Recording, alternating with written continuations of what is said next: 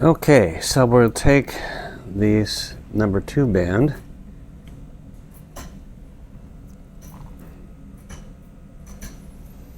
and so with the concave part going in gingivally, oops, let's get this back in place.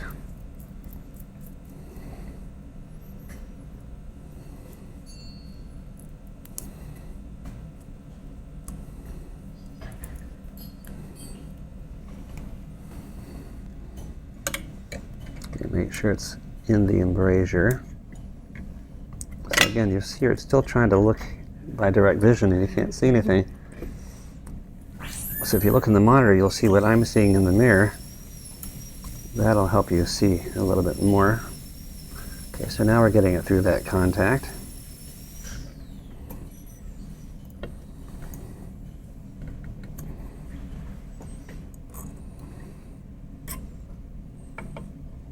Okay, clearly it's down as far as it's going to get.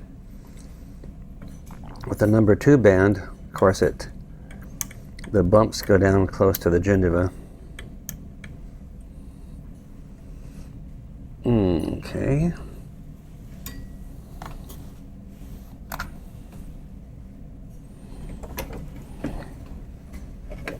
So I'm going to wedge it now. What am I going to do after I wedge it?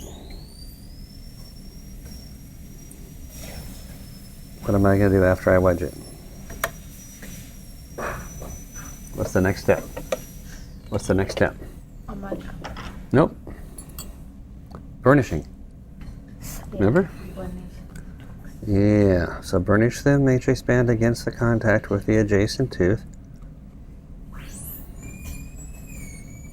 Make sure the matrix band goes beyond the gingival margin. Make sure that after you put the wedge in that the matrix band is actually touching the adjacent tooth.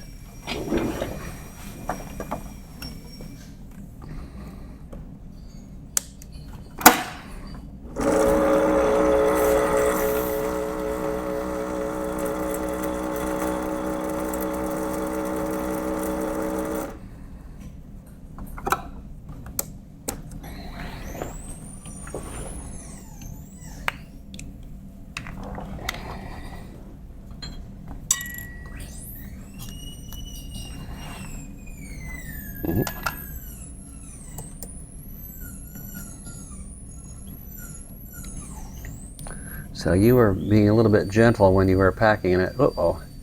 Okay, so you left some in here instead of taking it out. Okay, so we only get to use one end at this point.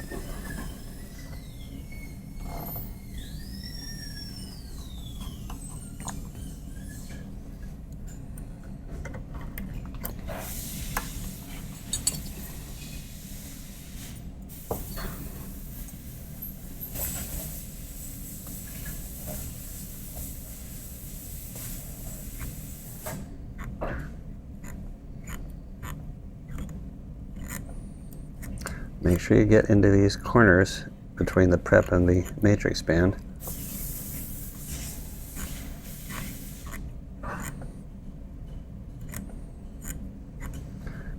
So if you tried condensing it without the mirror, you tried carving it without the mirror, no wonder you had trouble, right?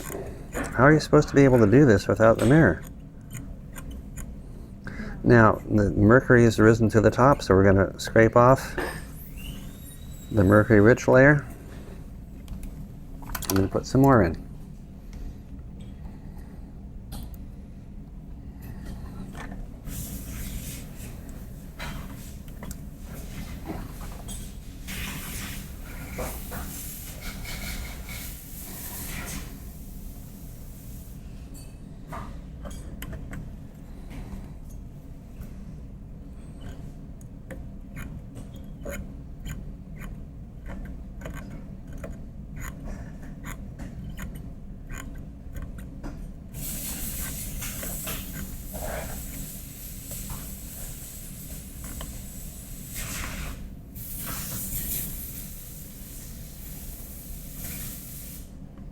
Now again, we don't just condense vertically, we also push against these margins.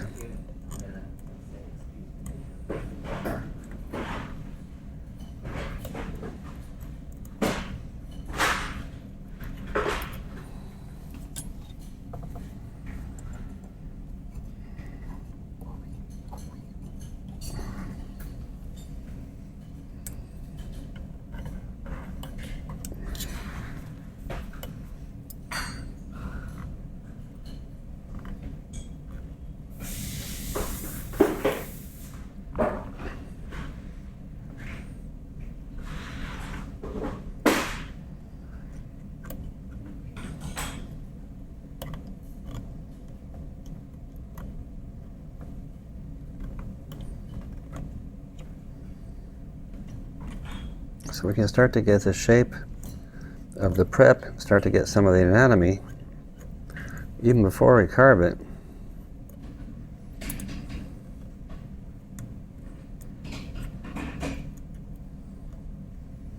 We can start to get a more concave marginal ridge. We can even start to get a little bit in terms of grooves and pits.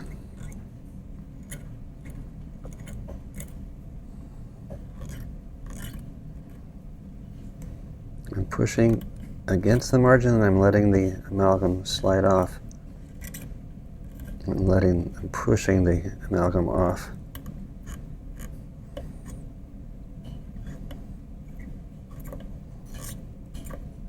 So I'm effectively burnishing it with the condenser. Okay.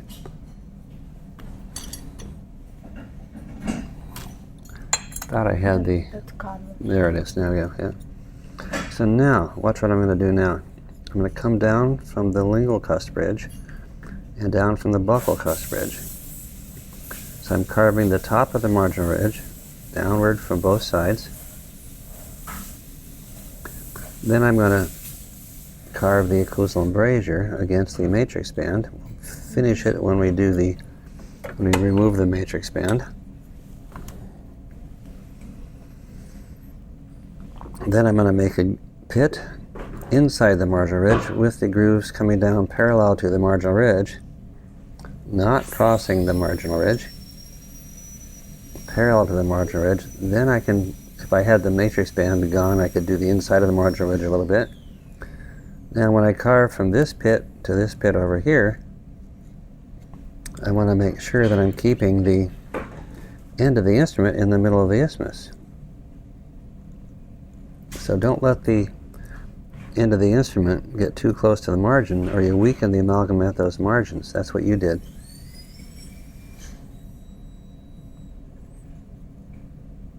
And then you can just rest the instrument on the tooth and go around just like we did this morning for the lower molar.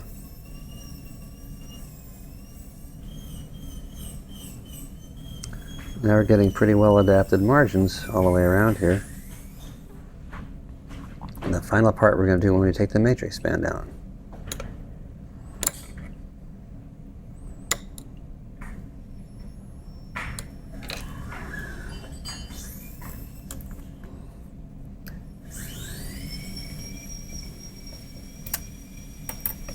I know it's tempting to watch this, isn't it?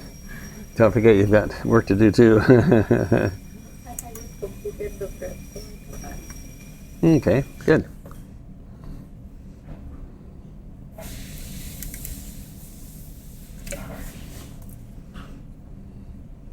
Okay, so the top of the marginal ridge from facial to lingual, the outside of the marginal ridge, down into the embrasures, and then the lingual embrasure over here.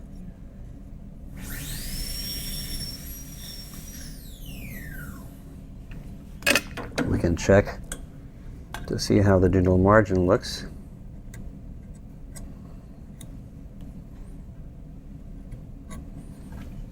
We have an interproximal carver that works for getting rid of any overhangs.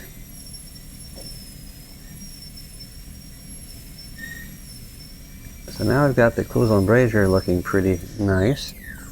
And again, when we're carving the inside of the marginal ridge, make a pit with a groove parallel to the marginal ridge, coming down parallel to the marginal ridge here and over here. And then you can carve the inside of the marginal ridge like this,